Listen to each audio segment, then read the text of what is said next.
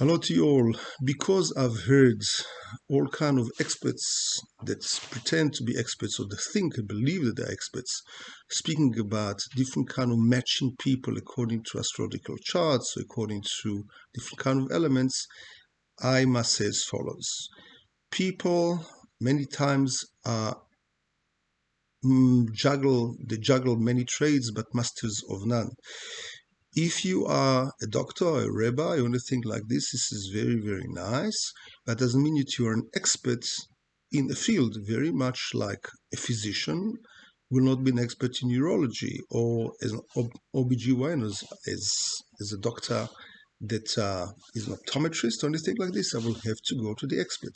So people should not take upon themselves the title and speak as experts when they really are misleading the public. Absolutely misleading, because they believe that good, and again, they might be righteous, very good people, but they are misleading the public with their lack of insight and inside knowledge. Well, what am I speaking about? It's impossible just by an astrological chart that I should determine my destiny. And that is because imagine that there are two twins that are born on the same day, and many, many families have such twins, and definitely they have two different destinies, two different fates, and they have different lucks, what we call in Hebrew mazal. Why is that? Because they've got different names.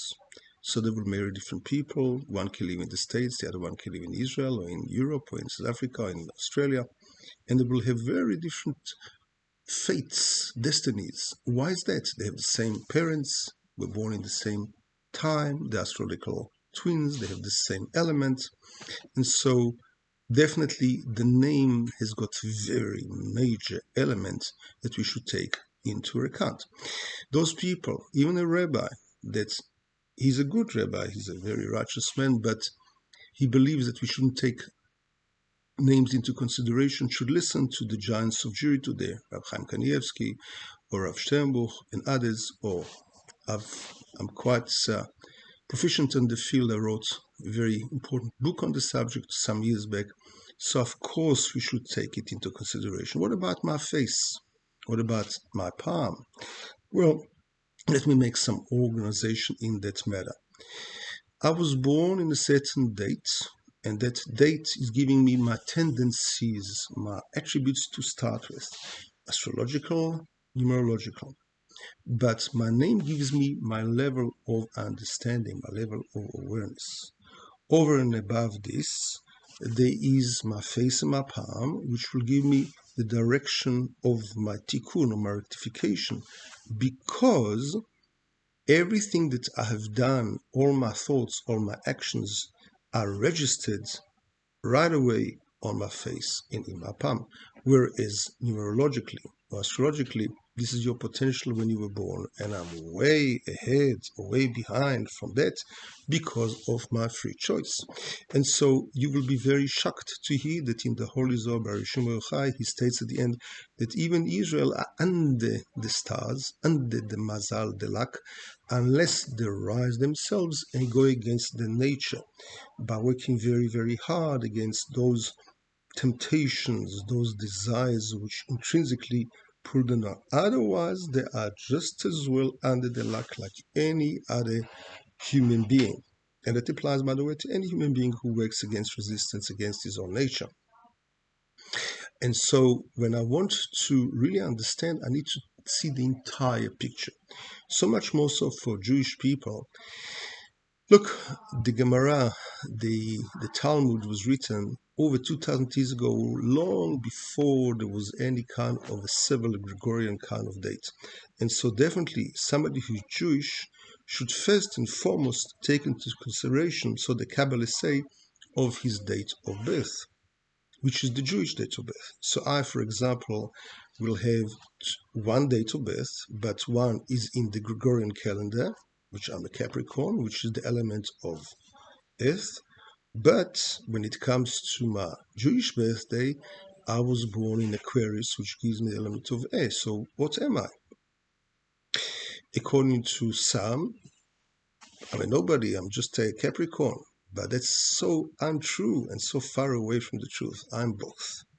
But when it comes to my hand, well, I've been doing this at the age of 14. Definitely, I'm fire. What about my face? Do you know how to read it? What about my name? Can you analyze it? So when you take all this into consideration, it'll be a very complex, but not complicated picture, but the true picture.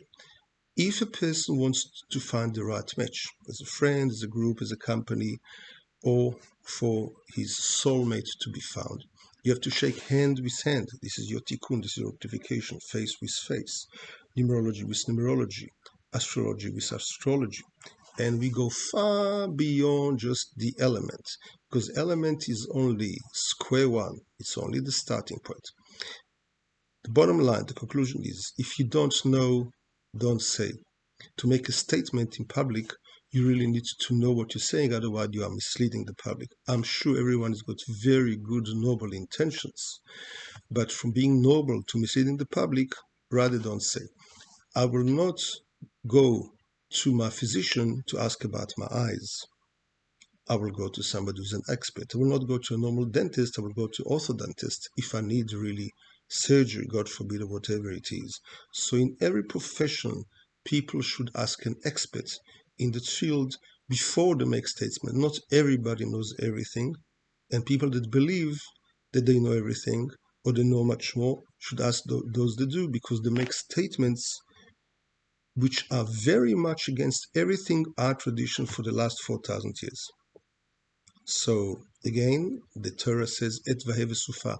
We sit in conflicts, we argue, we negotiate, but when we stand up, we love each other. There's no question, everyone which I'm talking about is a righteous, very good man. Nevertheless, they should consult with those that know before they make public statements which mislead the public. God bless you all.